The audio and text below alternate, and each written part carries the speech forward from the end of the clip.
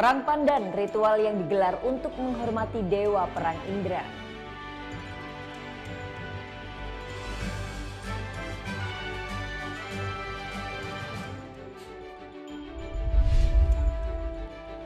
Jelang arus mudik, seluruh SPBU di sepanjang jalur mudik di Jembrana, Bali dilakukan pemeriksaan.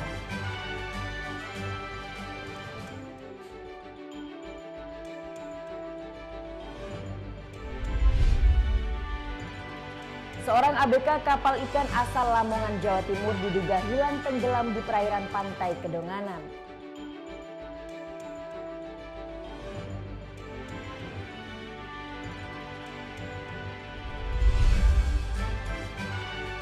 Lezatnya beragam aneka menu khas Jerman bisa Anda temukan di Tabanan, Bali.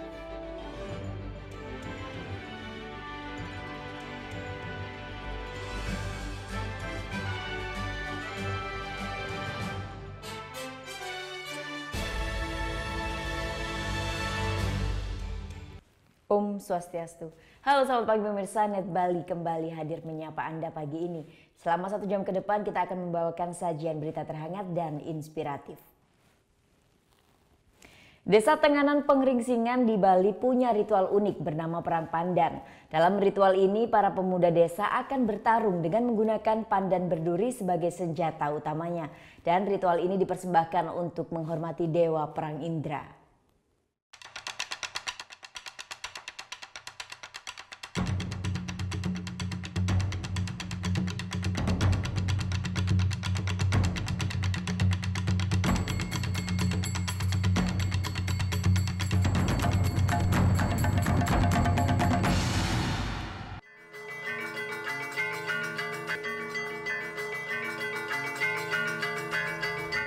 Ya, inilah Perang Pandan.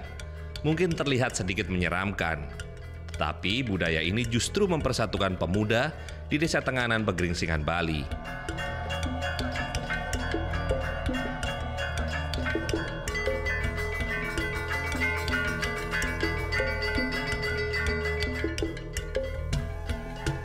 Tidak ada yang tahu pasti sejak kapan Perang Pandan mulai digelar di Desa Tenganan Pengringsingan. Apalagi sejak kebakaran hebat yang menghancurkan hampir semua awik-awik atau dokumen hukum adat di desa ini.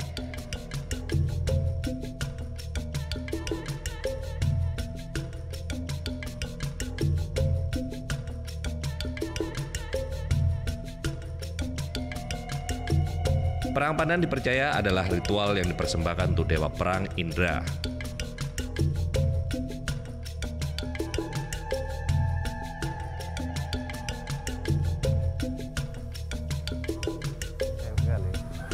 Tetapi yang bisa kita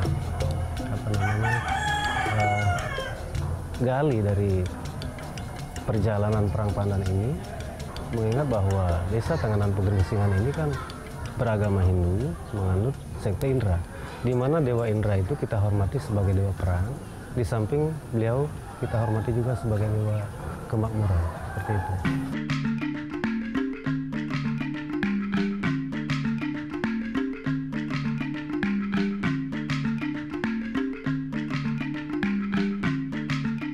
Tradisi turun-temurun dari nenek moyang ini terus dijaga oleh tiap generasi di desa yang terletak di sebelah timur Bali ini.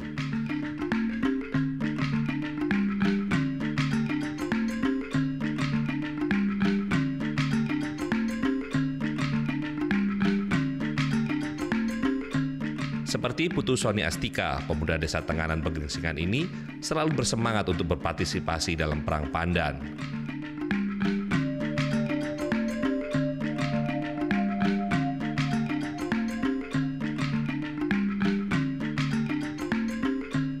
Walaupun berisiko luka dan berdarah, Soni tak pernah kapok untuk terus meramaikan ritual Perang Pandan sejak ia masih duduk di kelas 4 sekolah dasar. Pertama kali saya takut, tapi kita di tetua-tua di sini kakeknya ngasih gini upah kayak gitu, dikasih uang, nanti dikasih uang biar kita berani. 5.000, ya 5.000 dulu saya dikasih uang. Biar berani. Biar berani ikut Perang Pandan. Ya. Pernah kapok nggak karena sakit? Kapok sih enggak, tapi ketagihan jadinya.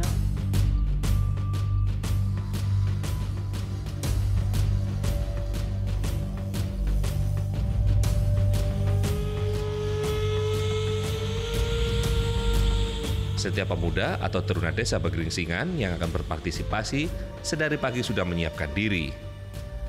Tidak ada persiapan khusus yang dilakukan, tetapi mereka harus memakai pakaian tradisional, mulai dari sarung atau kamen, selendang atau saput, dan ikat kepala yang biasa disebut udeng.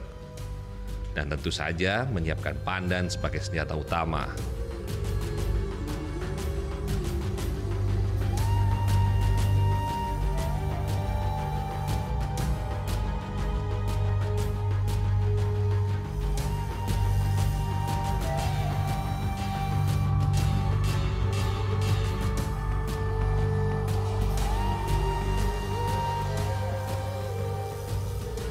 Tidak ada batasan umur juga untuk bisa ikut dalam perang pandan. Dan tepat tengah hari, perang pandan pun dimulai. Diawali dengan pertarungan antar teruna desa Pegeringsingan, lalu warga umum pun bisa berpartisipasi. Wasit sudah bersiap pada posisinya. Tiap pertarungan akan berlangsung selama 3-5 menit. Daerah yang paling diincar lawan adalah leher. Ritual perang pandan selalu disambut dengan meriah oleh para teruna desa.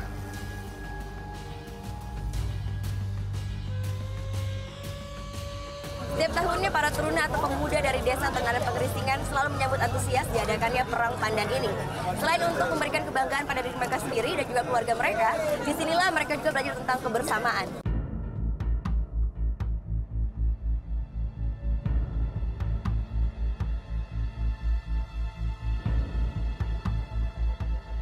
Tak perlu khawatir dengan luka tancapan duri pandan. Para doha atau gadis desa Pegeringsingan sudah menyiapkan obat, ramuan tradisional yang cukup mujarab. Ritual penuh aksi ini hanya digelar setahun sekali. Wisatawan domestik maupun internasional tak mau ketinggalan menyaksikan perang pandan. Seperti Ivona yang datang dari Belanda. Fantastic celebration, beautiful place, very traditional, very authentic. So I'm very happy that I could visit Bali in this time that they celebrate. It's my first time in Bali. Masyarakat Tenganan Pegeringsingan percaya dengan pelestarian ritual perang pandan, keseimbangan desa mereka tetap terjaga.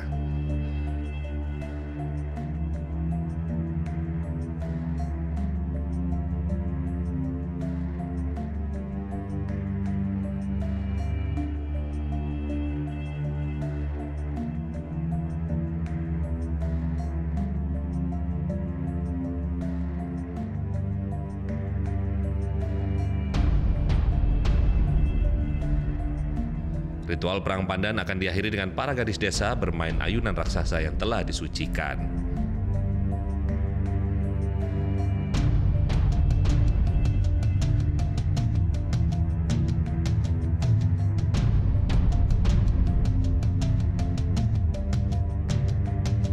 Gita Natalia, Andi Setiawan melaporkan untuk NET.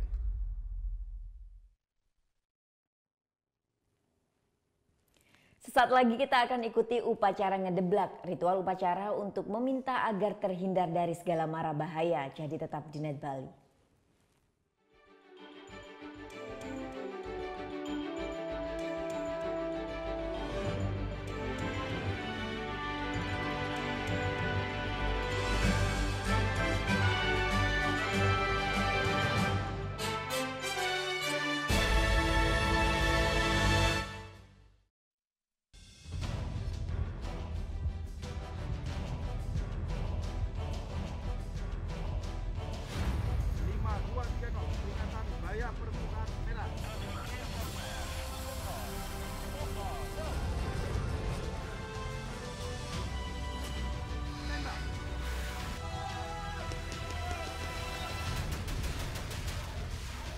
Garuda, setiap Sabtu jam 2 siang, hanya di NET. Awali keceriaan pagi Anda dengan ragam berita terkini. Yes, selamat pagi. Ya, berdasarkan data dari Komnas Perlindungan Anak, kurun waktu 2014 hingga 2015 ada 196 kasus penculikan dan jumlah ini jadi alarm terutama bagi para orang tua untuk waspada. Serta informasi menarik dan inspiratif yang dikemas dengan santai. Untuk menyambut turis muslim dari berbagai negara, ini Korea Selatan hadirkan wisata ramah muslim. Indonesia Morning Show, hanya di NET. Selamat pagi. In here, in here aku harus menempatkan seorang personal assistant. Where did you work before? Yes, of course. Yes. Selamat datang di dunia syuting pagi hari. Tadi naik apa ke sini Kak Dika? Naik mobil. Oh, naik mobil. Nanti pulangnya bareng kali ya. Ini mbaknya lagi. Sarasehan, Senin sampai Jumat jam 9 pagi, hanya di NET. Selamat siang, Net 12 kembali hadir dengan ragam informasi hangat dan menarik. Menyajikan variasi buletin yang berkualitas, berbalut inspirasi dan informasi. Betul sekali, dan kali ini adalah kayu-kayu bekas yang dimanfaatkan menjadi ragam furniture unik dan lucu. Di Cina ada restoran dengan dekorasi ruang makan yang bisa berganti-ganti. Iya, asik banget teknologi efek sinar ultraviolet menghadirkan sensasi yang berbeda di restoran ini. Selamat beraktivitas. Untuk menemani aktivitas siang Anda, NET 12. Setiap hari jam 12 siang, hanya di NET. Oke Jack, dengan Mbak Luna. Kok lama banget sih Mbak? Tadi saya sempat istirahat dulu sebentar, pinggang saya rada encok. Encok? Emangnya hari ini Mbak berapa orderan? 073, nomor antrian 0. Nomor antrian 073. Saya. Dimanapun kamu bisa nonton Oke Jack dan program-program net favoritmu di Zulu.id. Download aplikasinya sekarang. Saya yakin Anda juga PHP nih pada supir-supir angkot terutama. Gimana?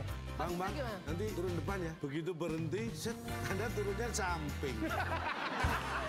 Waktu Indonesia bercanda, hanya di NET.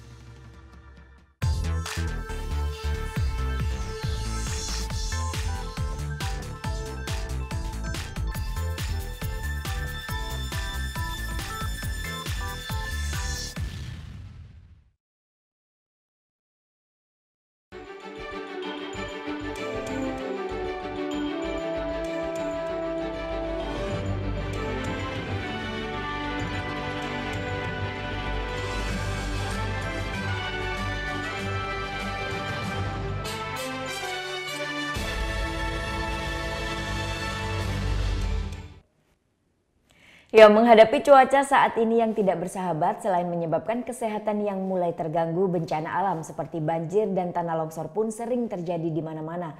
Mengantisipasi hal tersebut, masyarakat Desa Kemenuh Gianyar melakukan ritual upacara untuk meminta agar terhindar dari segala mara bahaya.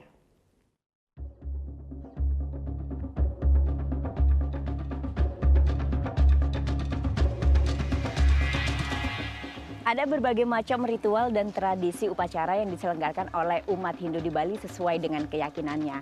Nah, salah satu ritual upacara yang cukup unik namanya adalah ngedeblak. Di mana ngedeblak ini adalah ritual upacara yang hanya diselenggarakan di Desa Kemenuh, Kabupaten Gianyar. Diselenggarakannya pun hanya 1 tahun sekali dan pada masa peralihan antara sasi ke-5 menuju sasi ke-6 pada kalender Bali. Seperti apa upacara ngedeblak? Yuk kita lihat.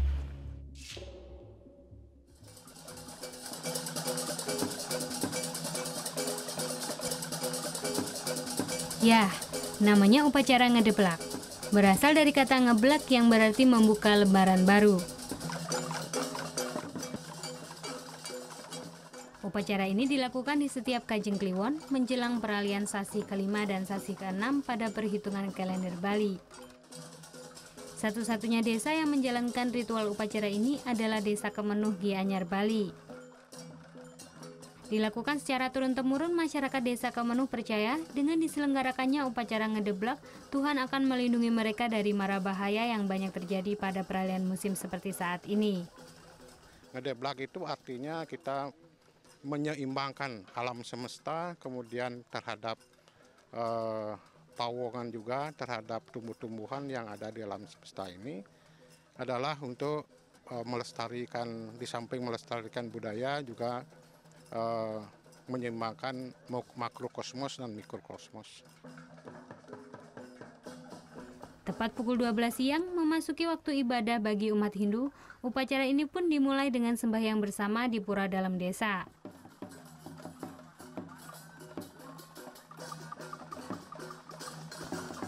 Setelah sembahyang, secara berurutan masyarakat akan keluar dari pura dan bersiap untuk mengelilingi desa dengan mengarak sepasang barong sakral dengan diiringi bunyi-bunyian dari kentongan, trompet, ataupun gong.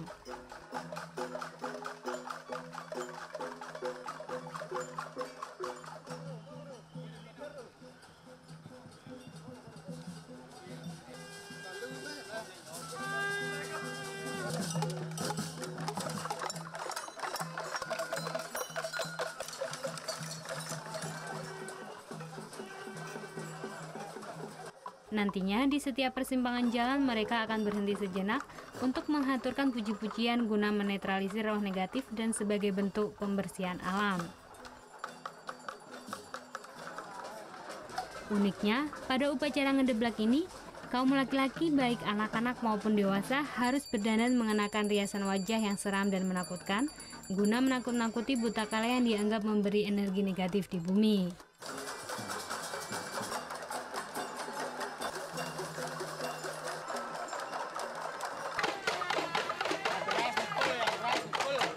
Masyarakat di Bali percaya pada masa peralihan antara Sasi ke-5 menuju Sasi ke-6 adalah masa-masa di mana banyak terjadi peristiwa bencana alam dan musim pancaroba yang menyebabkan banyak virus penyakit tersebar di dunia ini.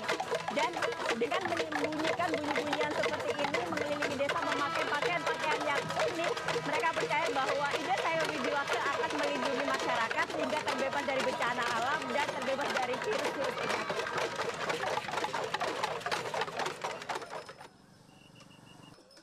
Pada upacara ngedeblak, masyarakat harus berjalan berkeliling desa secara bersama sejauh kurang lebih 5 km. Tak hanya masyarakat lokal saja yang ikut pada upacara ini, warga asing seperti Helen tertarik untuk mengikuti ritual tahunan ini. Because I wanted to know how is the ceremony and how's the real Balinese life. Oh, it's awesome. It's my first time that I have the chance to join the ceremony, and it was awesome. Setelah berkeliling desa, masyarakat secara bersama akan kembali ke pura dalam untuk mengembalikan sepasang barong sakral yang sudah diarak tadi. Masyarakat desa Kaumenuh percaya, aura yang ada pada sepasang barong sakral tersebut dapat memberikan energi positif bagi seluruh warga desa agar terhindar dari bencana. Vera Zenvia, Dewa Priyana melaporkan untuk NET. Pemkab Buleleng akan membebaskan tanah seluas 6,6 hektar untuk pembangunan shortcut di 56 jalur Singaraja Denpasar. Tunggu sesaat lagi, tetap di NET Bali.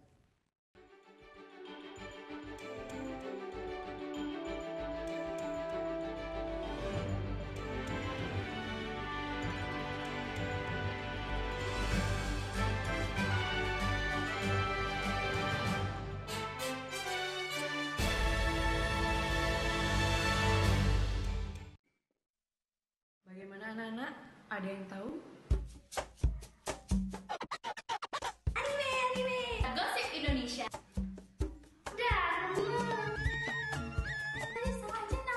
Meresahkan warga Indonesia. Oh, so sweet. Top chart music minggu ini. Tayangan sehat adalah tayangan yang menghibur sekaligus memberikan informasi yang berguna dan bermanfaat bagi masyarakat.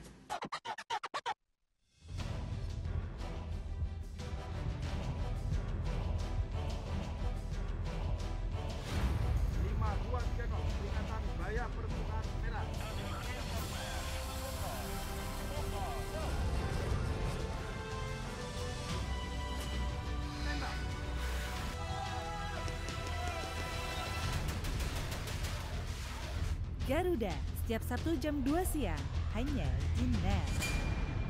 Bangun pagi bisa bikin tambah pintar. Bareng Andre Hesti, bisa. Berbagai inovasi masa kini, seru-seruan di Fun Science, hingga tips oi-oi. Pagi-pagi, hanya di NET. Saya yakin Anda juga PHP nih pada supir-supir angkot terutama. Gimana? Bang, nanti turun depan ya. Begitu berhenti, set, Anda turunnya samping. Waktu Indonesia bercanda, hanya di NET. Seorang wanita cantik yang tinggal di Jepang 1 bulan. Belum. Go, kenapa nggak punya pacar tuh? Iya nih, lagi jomblo. Sama dong, buset. Kayak kacakan banyak yang berhubung. Hai guys, welcome to Breakout, acara musik nomor 1. Kita mau update tentang ya musisi-musisi yang enak banget juga lagunya. Buat nemenin suasana kayak gini nih. Breakout, hanya di NET. Keberadaan papa bagi keluarga itu sangat berarti. Betul. Papa apa yang nggak pernah marah-marah. Apa tuh? Nggak apa-apa. Terima kasih, nama saya Chandra. Mereka terlalu lucu untuk dilewatkan. Masa? Obrolannya terlalu seru untuk diabaikan. Tenang, kebetulan juga usaha. Nggak ditanya. Ya nggak apa-apa. Yang terheboh ada di sini. Semua yang terbaik hanya untuk Anda. Betul. Nanya dulu. Siapa yang nanya? Best of Ini Talk Show.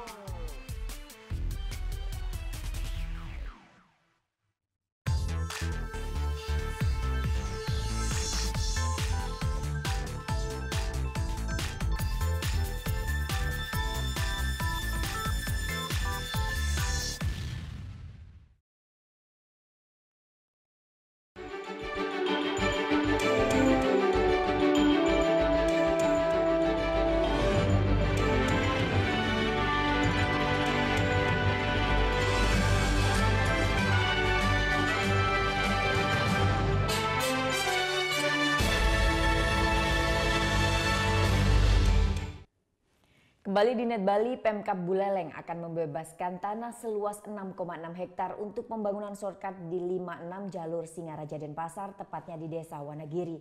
Untuk pembebasan lahan ini, pemerintah Kabupaten Buleleng akan siapkan anggaran melalui APBD perubahan tahun 2017. Tahapan pelaksanaan pembangunan jalan pintas atau shortcut Singaraja Denpasar dipastikan akan dimulai pada tahun 2017. Untuk di Buleleng, pembangunan akan dibangun pada titik 5 dan titik 6, tepatnya di jalur Desa Wanagiri, Kecamatan Sukasada, Buleleng. Pada titik 5 dari jarak sebelumnya sepanjang 626 meter, namun berubah menjadi 378 meter. Sementara di titik 6 ini, dari jalur sebelumnya yang ditempuh sepanjang 864 akan berubah menjadi 330 meter. Sehingga jarak tempuh kendaraan besar dari arah Denpasar dan sekitarnya akan lebih pendek menuju Singaraja, Bali. Sekretaris Daerah Buleleng Dewa Ketut Puspaka menjelaskan bahwa untuk mendukung pembangunan shortcut tersebut, saat ini Pemkab Buleleng tengah merancang anggaran melalui APBD perubahan tahun 2017 untuk tahapan pembebasan lahan yang terkena proyek. Ternyata setelah dilakukan pembahasan kemarin dan sudah hampir bisa dipastikan bahwa luas areal yang dibutuhkan untuk pembebasan shortcut itu mencapai 6,6 hektar.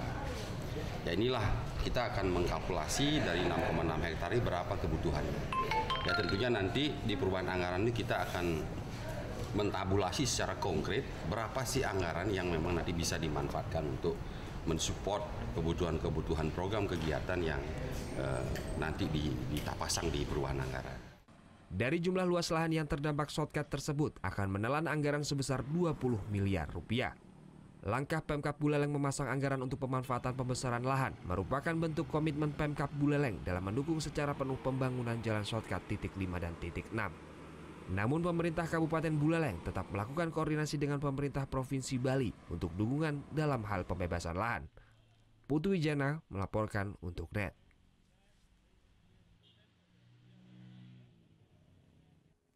Pada Pilkada Buleleng 2017 ini, KPUD Buleleng menghabiskan dana sebesar 29,77 miliar dari total anggaran 40,2 miliar. Sisa anggaran pun dikembalikan KPUD Buleleng pada Senin siang. Pemilihan Bupati dan Wakil Bupati Buleleng periode 2017-2022 telah usai. Namun dalam hajatan Pilkada kali ini, KPUD Buleleng menghabiskan anggaran sebesar 29,77 miliar dari total anggaran yang diberikan KPUD Buleleng sebesar 40,2 miliar. Banyaknya anggaran yang terserap pada Pilkada kali ini yaitu di sektor honorarium seluruh PPL hingga pembelian barang dan jasa. Dari anggaran 40,2 miliar ini tersisa sebesar 10,4 miliar sehingga sisa anggaran ini harus dikembalikan KPUD Buleleng ke kas daerah Kabupaten Buleleng. Menurut Ketua KPUD Buleleng Gede Suwardana, dana hibah yang digelontorkan Pemkab Buleleng kepada KPUD Buleleng dimanfaatkan untuk dua jenis kegiatan, masing-masing honorarium badan ad hoc dan juga untuk belanja barang dan jasa. Kemudian untuk barang jasa, dari anggaran yang kita usulkan, calon yang kita prediksi akan meramaikan pilkada ada 6 pasangan calon, 3 calon dari partai politik dan 3 calon dari perseorangan. Tetapi pada pilkada kemarin hanya ada 1 calon dari partai politik dan 1 calon dari perseorangan. Jadi otomatis 4 anggaran untuk calon itu tidak bisa kita gunakan. Dan itu anggarannya besar. Misalnya anggaran untuk tahapan pencalonan, anggaran untuk verifikasi calon perseorangan tidak digunakan, anggaran kampanye yang seharusnya untuk 6 pasangan calon menjadi hanya untuk 2 pasangan calon. Khususnya pembuatan APK dan bahan kampanye yang nilainya memang sangat-sangat besar. Sementara itu, Wakil Bupati Buleleng Nyoman Sujira menjelaskan sesuai dengan aturan, penyelenggara Pilkada Buleleng harus menyampaikan laporan pertanggungjawaban pemanfaatan dana hibah paling lambat 3 bulan setelah tahapan selesai. Mengenai sisa anggaran Pilkada Buleleng dari KPU akan masuk sebagai silva dan akan dimanfaatkan dalam APBD perubahan tahun 2017. Nah, sudah barang tentu laporan pertanggungjawaban ini karena merupakan hibah menjadi uang rakyat yang harus dipertanggungjawabkan, yang nantinya kalau misalkan memerlukan audit pasti akan diaudit kembali. Tetapi dari Inspektorat KPU RI sudah melakukan audit dan sudah tidak ada masalah lagi dengan masalah pertanggungjawaban keuangan. Sementara itu, Panwasli Buleleng serta Polres Buleleng akan dipanggil oleh Pemkab Buleleng terkait pertanggungjawaban anggaran yang belum dilaporkan ke pemerintah. Putu Wijana melaporkan untuk NET. Jelang arus mudik, seluruh SPBU di sepanjang jalur mudik Jembrana Bali dilakukan pemeriksaan oleh tim perlindungan konsumen Diskoperindak Jembrana. Selain memastikan stok BBM aman saat mudik, petugas juga memeriksa volume untuk mengantisipasi kecurangan yang dilakukan oleh petugas SPBU. Untuk memberikan kenyamanan kepada konsumen saat membeli BBM di waktu arus mudik nanti, seluruh SPBU di sepanjang jalur mudik di Kabupaten Jembrana Bali menuju Gilimanuk diperiksa oleh tim perlindungan konsumen. Sidak dan pengujian takaran ini dilakukan untuk memastikan petugas SPBU tidak melakukan kecurangan. Selain itu juga pemeriksaan ini untuk memastikan stok BBM aman hingga Hari Raya Lebaran nanti. Menurut Kepala Dinas Koperasi Perindustrian dan Perdagangan Jembrana, Made Gede Budiarta mengatakan hasil dari sidak ini yaitu pihaknya tidak menemukan adanya kecurangan dari pihak SPBU. Jadi khusus juga untuk jalur-jalur yang akan dilewati oleh mudik itu harus standar. Dari 7 SPBU yang kami lakukan dari Pekutan sampai Negara itu semua sesuai dengan standar pasti pas Pertamina. Sementara itu mendekati H-7 sejumlah SPBU di jalur mudik ini akan mulai menambah stok BBM setiap harinya, mencapai 16 ton hingga 32 ton.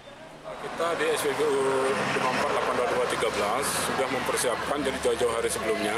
Jadi H-10 kita sudah usahakan full tank. Jadi tidak ada istilahnya BBM yang kosong. DO-nya berapa? DO masih tiap hari kita tambah lagi satu-satu. Ya, jadi biasanya kita datangkan 8 ton, sekarang kita akan siapkan 16 ton. Dari 11 SPBU yang disasar tim perlindungan konsumen tersebut, tidak ada satupun adanya temuan kecurangan pada takaran volume BBM. Sehingga dipastikan seluruh SPBU di jalur mudik menuju Pelabuhan Gilimanuk dari arah Kota Denpasar dan sekitarnya aman. Putu Wijana melaporkan untuk NET. Balai Besar Pengawasan Obat dan Makanan Denpasar temukan panganan mengandung boraks. Temuan ini didapatkan saat petugas menggelar sidak makanan berbuka puasa pada sejumlah pedagang di wilayah perumahan Dalung Permai. Bekerja sama dengan Dinas Koperasi dan Perdagangan Kabupaten Badung, Balai Besar Pengawasan Obat dan Makanan Denpasar Selasa sore kemarin menggelar sidak makanan berbuka puasa. Dalam sidak makanan yang berlangsung di kawasan perumahan Dalung Permai, petugas mengambil sebanyak 36 sampel makanan dan minuman yang diduga mengandung bahan-bahan berbahaya. Dari 36 sampel makanan yang diuji, 35 makanan dan minuman dinyatakan bebas dari bahan yang dicurigai, seperti rodamin B maupun formalin. Namun petugas justru menemukan makanan jenis kerupuk yang mengandung borak. Kerupuk, ternyata ada satu kerupuk ini mengandung boraks. Jadi boraks adalah termasuk bahan yang tidak boleh di dalam pangan. Oleh karena itu dikategorikan sebagai bahan berbahaya. Dari hasil temuan ini, Dinas Koperasi dan Perdagangan Kabupaten Badung akan melakukan penelusuran ke tempat produksi makanan tersebut. Nah, ini kita akan selusuri di dagang itu di mana dia membeli itu. Kalau memang itu dia memproduksi rumah tangga, ya kita koordinasi dengan aparat setempat, dalam hal ini Kaling, Lurah dan sebagainya. Jadi kita harapkan jangan sampai memproduksi itu lagi. Kalau toh dia tetap memproduksi, ya kita ada denda di sana nanti, ada sanksi di sana. Selama bulan Ramadan, BPOM bekerja sama dengan instansi terkait akan terus melakukan pengawasan, khususnya di pasar-pasar yang menjual makanan berbuka puasa, untuk mengontrol peredaran makanan yang mengandung bahan berbahaya. Surya Sanjaya melaporkan untuk NET. Presiden Joko Widodo inspeksi mendadak ke ruang wartawan Istana Kepresidenan. Sidak ini dilakukan untuk mengecek kelayakan ruang wartawan. Selasa siang, awak media dikejutkan oleh kedatangan mendadak Presiden Joko Widodo ke ruang wartawan Istana Kepresidenan. Inspeksi mendadak ini dilakukan Presiden untuk mengecek kelayakan ruang wartawan Istana Kepresidenan yang baru rampung direnovasi April lalu. Kepala negara pun memuji desain ruang wartawan ini. Di sela sidaknya Presiden sempatkan bersenda gurau dengan para wartawan. Kesempatan ini juga tak disia-siakan para wartawan untuk mengajukan pertanyaan seputar isu terkini.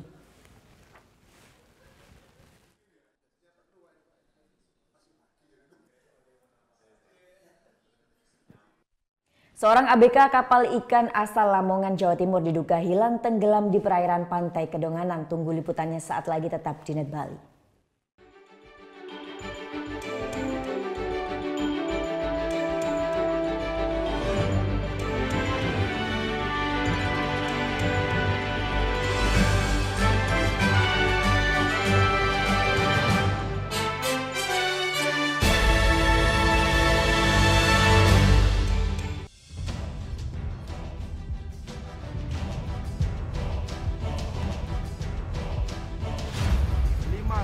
Peringatan bahaya permukaan merah.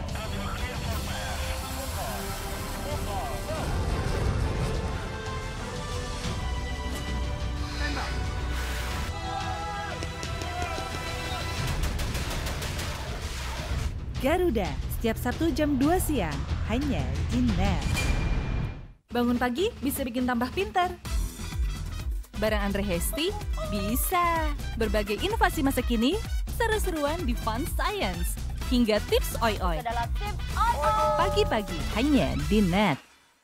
Seorang wanita cantik yang tinggal di Jepang 1 bulan. Belum. Go, kenapa sih nggak punya pacar? Iya nih, lagi jomblo. Sama dong. Buset, kayak kacakan banyak yang berhubung.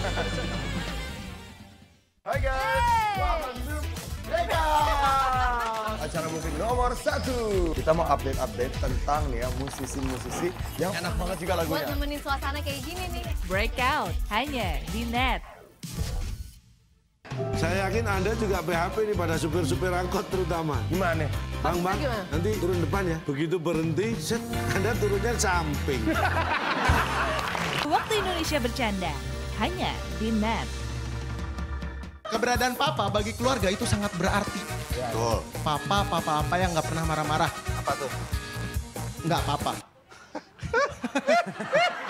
Terima kasih, nama saya Chandra.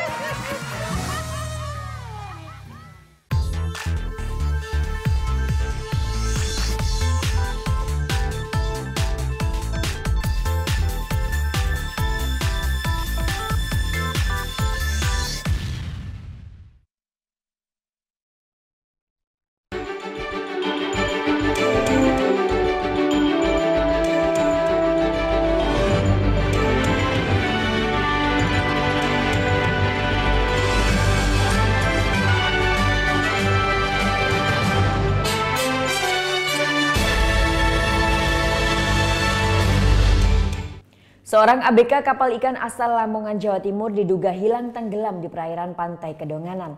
Hingga Selasa siang kemarin, tim SAR gabungan masih berupaya menemukan ABK tersebut. Wawan, usia 30 tahun, salah satu ABK kapal ikan yang hilang pada Jumat lalu hingga Selasa siang belum berhasil ditemukan. Tim SAR gabungan dari Basarnas Denpasar beserta Rescue Sabara Polda Bali dan TNI AL masih terus melakukan upaya pencarian. Petugas melakukan penyisiran di tepi pantai Kedonganan dan pencarian di tengah laut. Kita tim SAR gabungan untuk pesisir darat itu mengarah ke selatan dan ke utara sampai dengan ke Pantai Muayo. Dan untuk tim laut itu ada berjumlah 8 orang menyisir dari ujung landasan ke arah selatan sampai dengan balik kanan lagi ke arah utara. Wawan dilaporkan hilang oleh rekan kerjanya ke pos Pol Air di Pantai Kedonganan pada Sabtu lalu. Menurut keterangan teman kerja Wawan, bahwa sebelum dinyatakan hilang, Wawan datang ke tempat peristirahatan para ABK kapal sudah dalam kondisi mabuk pada Jumat dini hari. Namun Jumat pagi, saat seluruh ABK sudah terbangun, Wawan sudah tidak ada di lokasi semula. Seluruh ABK kapal asal Lamongan ini kemudian berupaya melakukan pencarian di sepanjang bibir Pantai Kedonganan, termasuk menanyakan ke keluarganya di Lamongan, Jawa Timur. Dan semua hasilnya nihil. Jam 2-an dia nyusul ke tempat kita. Tahu di situ hampir ada 1 jam dia ikut sama kita di situ. Waktu itu habis itu kita tidur semua. Dia juga tidur di situ. Bangun-bangun dia udah nggak ada. Entah kemana dia perginya nggak tahu saya. Bisa diselesaikan ke sana kan silakan. Sementara Senin siang kemarin, seorang nakoda kapal sempat melihat mayat mengapung di seputaran perairan Pantai Kedonganan dengan ciri-ciri mirip Wawan. Nakoda kapal tersebut kemudian melapor ke pos Pol Air di Kedonganan. Namun setelah dicari, mayat yang diduga Wawan tersebut tidak ditemukan. Adanya laporan tersebut, tim SAR mencurigai Wawan hilang di tengah perairan Pantai Kedonganan. Surya Sanjaya melaporkan untuk NET. Cuaca yang tak menentu di Selat Bali dikhawatirkan akan mengganggu penyeberangan arus mudik nanti. Jika hal tersebut terjadi, Syah Bandar Pelabuhan Gilimanuk akan lakukan penundaan keberangkatan. Sementara itu, menurut BMKG wilayah Denpasar, hujan deras disertai angin kencang yang terjadi beberapa hari terakhir di wilayah Bali disebabkan adanya gangguan pada atmosfer bumi. Cuaca buruk yang terus terjadi belakangan ini dikhawatirkan akan berdampak pada arus penyeberangan menuju Pelabuhan Ketapang, Banyuwangi, Jawa Timur. Gelombang tinggi dan angin kencang yang tiba-tiba datang dikhawatirkan mengganggu penyeberangan saat arus mudik Lebaran nanti. Jika terjadinya gelombang tinggi di Selat Bali saat arus mudik nanti, sejumlah kapal akan diminta untuk menunda keberangkatannya lantaran sejumlah kapal termasuk dalam kapasitas yang kecil. Menurut Kepala Syah Bandar Pelabuhan Gilimanuk Made Astika mengaku akan meningkatkan pengawasan terhadap sejumlah kapal yang terkadang membandel melakukan pelayaran saat cuaca buruk. Jadi alam yang memberikan itu, jadi kita tidak bisa prediksi Pak. Walaupun hari ini, detik ini Bapak mungkin lihat cuaca agak bagus nih Pak ya. Tapi mungkin detik berikutnya belum tentu bagus. Di sini kita sudah upayakan adanya pemeriksaan lebih awal tentang kelaikan kapal, kelengkapan dokumen, pengawakan kapal juga termasuk ABK-nya itu, dan kita sudah lakukan seperti itu. Tidak itu saja, sejumlah kapal diminta untuk melengkapi alat keselamatan seperti life jacket untuk para penumpang jika insiden terjadi di tengah laut. Astika mengaku jika masih ditemukan kapal yang membandel dan tetap berlayar di saat cuaca buruk, maka akan tidak diberikan surat persetujuan berlayar oleh Syah Bandar. Sementara itu, hujan deras yang mengguyur wilayah Bali beberapa hari terakhir ini ternyata disebabkan karena terdapat perubahan arah dan kecepatan angin di perairan sekitar Bali. Sementara suhu permukaan laut sekitar 28 hingga 29 derajat Celcius dan kelembaban udara yang cukup tinggi sehingga kondisi ini menyebabkan meningkatnya potensi pertumbuhan awan hujan. Sub Bidang Pelayanan Jasa Badan Meteorologi dan Geofisika Wilayah 3 Denpasar, Diki Irawan menjelaskan, secara umum saat ini fase musim hujan sebenarnya sudah berakhir. Begitu juga untuk masa transisi penghujan. Namun adanya gangguan atmosfer yang menyebabkan kondisi cuaca berubah. Sebenarnya kalau kita lihat dari awal, secara umum awal Juni ini seharusnya sudah mulai masuk musim kemarau. Tapi kalau kita melihat gangguan-gangguan atmosfer, kalau untuk 1-2 hari belakangan ini memang kita dapati di utara Bali itu terdapat daerah belokan angin, di mana belokan angin ini menyebabkan adanya perlambatan. Nah, daerah perlambatan itu menyebabkan terjadinya konveksi atau banyaknya pertumbuhan awan, di mana pertumbuhan awan ini menyebabkan atau berpeluang terjadinya hujan. BMKG memprediksi hingga 3 hari ke depan kondisi cuaca di wilayah Bali masih berpotensi hujan ringan dan sedang pada pagi dan siang hari. Sementara untuk tinggi gelombang laut di perairan utara dan selatan berkisar 1,25 hingga 3 meter. Masyarakat dimintai agar mewaspadai potensi hujan yang disertai angin kencang. Sementara nelayan serta pelaku pariwisata bahari dihimbau untuk memperhatikan tinggi gelombang laut karena tinggi gelombang mencapai 2 meter atau lebih di sekitar perairan selatan Bali. Tim Liputan melaporkan untuk NET. Menjelang arus mudik, ASDP Gilimanuk tambah 9 unit armada kapal penyeberangan menuju Pelabuhan Ketapang, Banyuwangi. Penambahan kapal ini dilakukan termasuk 2 kapal besar yakni Portlink 7 dan KMP Madani. Untuk menghadapi arus mudik Lebaran, ASDP Gilimanuk melakukan penambahan armada kapal yang akan beroperasi di Pelabuhan Gilimanuk dan Ketapang. Jika di hari biasa, ASDP Gilimanuk mengoperasikan sebanyak 32 unit kapal feri, di saat arus mudik Lebaran nanti akan menambah sebanyak 19 kapal lagi. Sehingga jumlah kapal yang akan beroperasi mengangkut para pemudik nanti sebanyak 51 unit kapal. Dengan jumlah dermaga yang akan beroperasi sebanyak 7 dermaga, baik MB, ponton maupun LCM. Penambahan ini juga termasuk pengerahan 2 unit kapal besar, yakni Portlink 7 dan KMP Madani. Namun 2 kapal besar ini akan mulai dioperasikan oleh pihak ASDP mulai H-7 hingga H-2 jika adanya lonjakan penumpang. Lengkap untuk kapal, sampai saat ini 49 kapal siap operasi. Untuk perbaikan sudah, dermaga sudah siap, ya kan, terus fasilitas juga sudah siap. Artinya cabang Ketapang sudah siap untuk melaksanakan angkutan Lebaran 2017. Tidak hanya penambahan armada kapal, namun sejumlah loket tiket pun akan ditambah oleh pihak ASDP. Sebanyak 12 pintu loket akan dibuka untuk melayani pemudik dan 4 loket untuk kendaraan roda 4, sehingga antrian panjang yang terjadi saat arus mudik nanti bisa dikurangi. Selain itu, sejumlah fasilitas untuk para pemudik seperti jembatan penyeberangan menuju kapal pun dilakukan perbaikan dan penambahan. Nantinya pihak ASDP akan memasang sejumlah tenda antrian, baik di jalan raya maupun di dalam areal pelabuhan, agar para pemudik lebih nyaman saat adanya antrian panjang. Putu Wijana melaporkan untuk NET. Ratusan santri dari beberapa pondok pesantren di Jombang mudik massal. Tak tanggung-tanggung, Senin kemarin mereka memborong 8 gerbong kereta api. Membawa segala kebutuhan dan cindera mata, lebih dari 400 santri dari beberapa pondok pesantren di Jombang Senin siang memadati stasiun Jombang, Jawa Timur.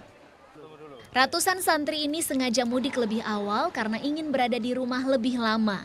Selain itu, kegiatan belajar mengajar mereka di pesantren juga sudah libur. Mudik massal para santri ini pun sudah menjadi tradisi di Jombang. Di gelombang pertama ini, para santri sudah memesan tiket kereta ekonomi gaya baru. Totalnya 8 gerbong ludes terpakai. Rata-rata santri yang mudik ini berasal dari daerah Jawa Barat dan juga wilayah Jabodetabek. Darul Ulum. Beli tiket ini berapa lama? 1 bulan sampai 2 bulan yang lalu. Tujuannya kemana? Tujuannya ini ada 4 daerah, tapi kalau saya dari Bekasi. Yang beli itu biasanya siapa? Ketua Ikabdar kalau nggak gitu namanya ketua daerah. Dari setiap daerah masing-masing. 3 gelombang besar mudik massal santri akan terjadi hingga hari Rabu. PT KAI pun sudah menyiapkan kereta gaya baru malam dan Pasundan untuk mengangkut lebih dari 1.500 santri menuju rumahnya masing-masing. Kalau rombongan bareng-bareng ya karena kita harus mengkondisikan sejak awal. Jadi mengingat ada waktu check-in, ada waktu boarding. Seperti ini tadi, mulai jam 1 jam sebelumnya kita sudah bergerak di depan pintu masuk. Untuk penumpang-penumpang yang rombongan ini biar yang sudah di situ segera masuk. Hari ini adalah puncak mudik massal santri. Diperkirakan sekitar 700 orang akan menempuh perjalanan kereta menuju Jawa Tengah, Jawa Barat, dan Jakarta. Kereta arus balik menuju Jombang pun sudah ludes diborong para santri ini. Muhammad Mufid melaporkan untuk NET. Setelah ini kami akan mengajak Anda untuk menikmati lezatnya berbagai aneka menu khas Jerman yang ada di Tabanan, Bali. Jadi tunggu sesaat lagi, tetap di NET Bali.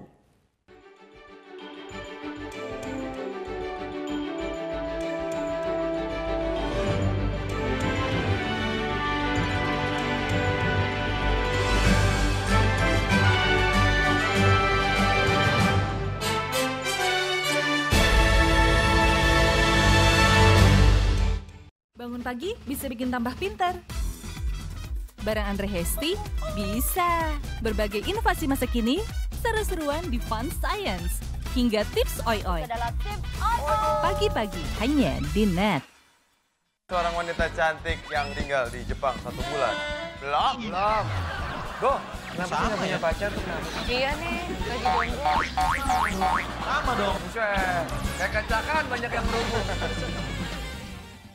Keberadaan papa bagi keluarga itu sangat berarti. Betul. Papa apa yang nggak pernah marah-marah. Apa tuh?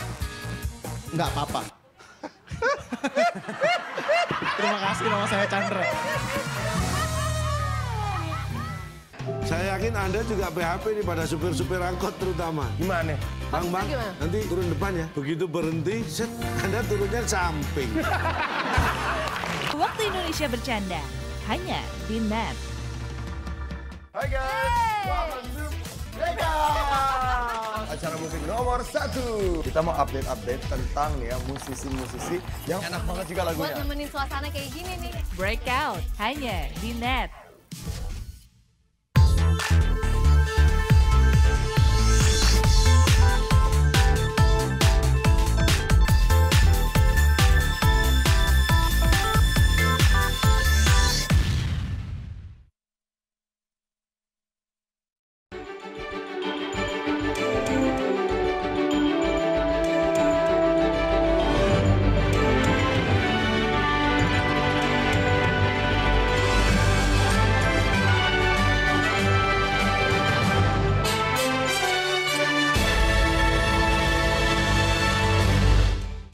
Beragam aneka menu khas Jerman bisa Anda temukan di Tabanan Bali. Mulai dari waffle cheese hingga mie pizza hadir untuk mengobati kerinduan lidah Anda akan cita rasa Jerman.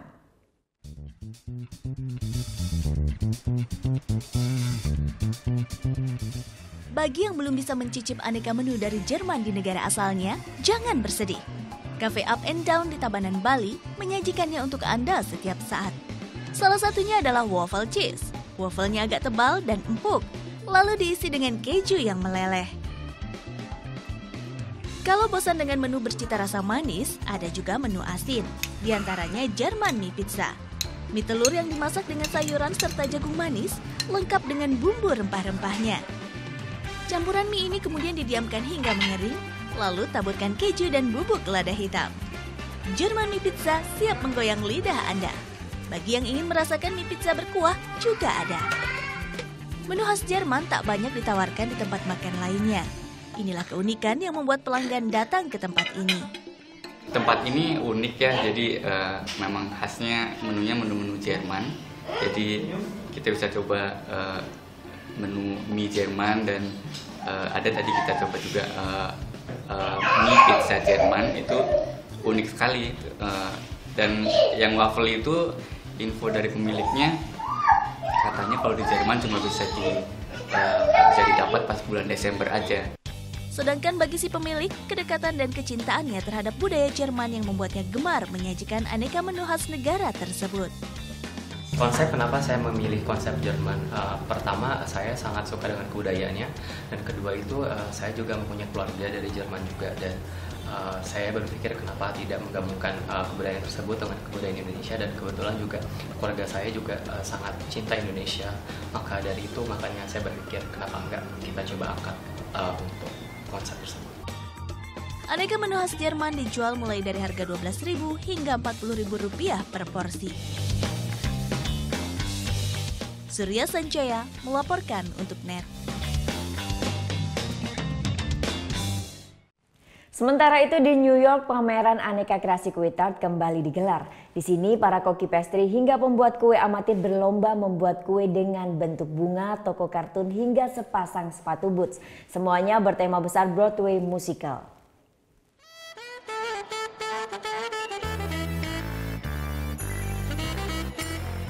Selamat datang di pameran kue New York, Amerika Serikat. Anda akan disambut dengan deretan rangkaian bunga berwarna-warni cantik dengan aksen kekinian yang menyegarkan mata. Ada juga Mary Poppins, salah satu judul Broadway musical keluaran Disney. Dan Kinky Boots, sepasang sepatu boots merah yang jadi ikon Broadway musical. Siapa sangka miniatur-miniatur ini adalah kue berbahan gula dan tepung dengan sentuhan pewarna alami yang pastinya aman dikonsumsi. Berjuluk New York Cake Show, acara ini sudah 5 kali digelar. Semua karya aneka kue ini dipamerkan dan dilombakan. Salah satu pesertanya ialah Arlen Chua. Week to make this. So royalizing is really tricky. You have to wait and be patient before you can move on to the next step. And I picked the color purple because I'm in love with Oprah. I'm a huge Oprah fan girl. I love the book, the movie, the play, and I knew I was hoping that my cookies could pay homage to, Oprah Winfrey. So.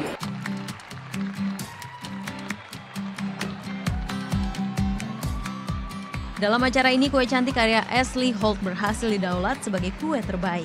Tak sia-sia karena sepatu boot setinggi 90 cm ini dibuat Ashley selama 1 bulan. I was so proud of my cake that I saw a second place ribbon next to it. So I was just like, okay, awesome, I won second place. But as they went on and they were announcing the winners, Best in Show is like their favorite overall out of everything. So I just got second place in my division, but then they all come together and vote for their favorite, and they picked mine. It was just, what? I was totally blown away. Dari lomba ini, Ashley berhasil membawa pulang hadiah uang senilai 13 juta rupiah. Dan tentunya kebanggaan tersendiri menjadi juara dalam gelaran bergengsi New York Cake 2017. Informasi selanjutnya, Mickey Mouse dan Minnie Mouse berhasil menghibur seorang anak tunarungu. Video viral yang beredar ini memperlihatkan keahlian dua maskot Disneyland yang berkomunikasi dengan anak tunarungu.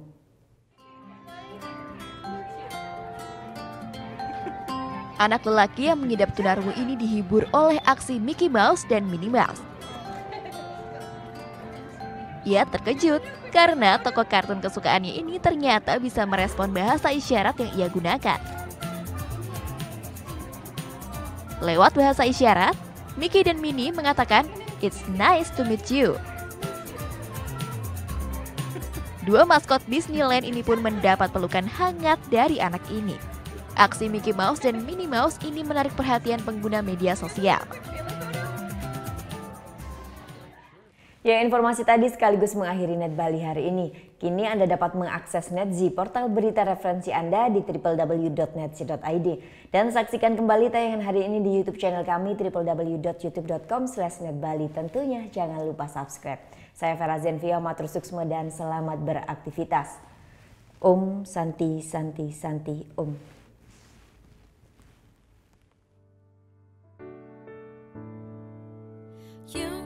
Just what to say. Things that scares me, I should just walked away. But I can't move my feet. The more that I know you, the more I want to. Something inside me's changed. I was so much younger yesterday. I didn't know that I was starving till I tasted you.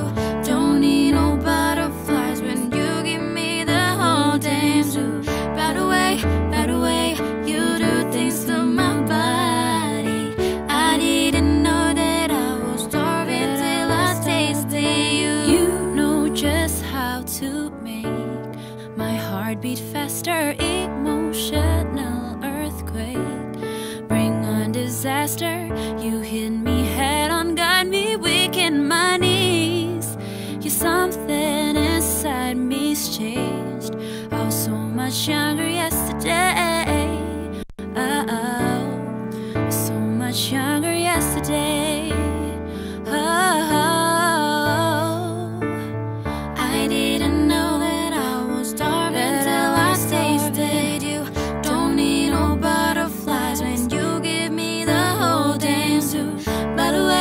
By the way, you do things to my body.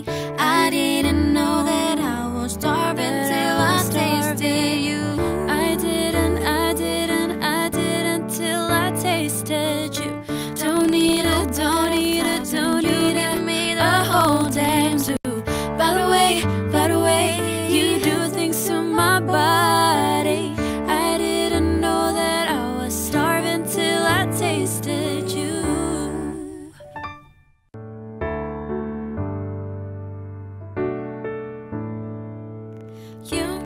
Just what to say. Things that scares me, I should just walked away. But I can't move my feet. The more that I know you, the more I want to. Something inside me's changed. I was so much younger yesterday.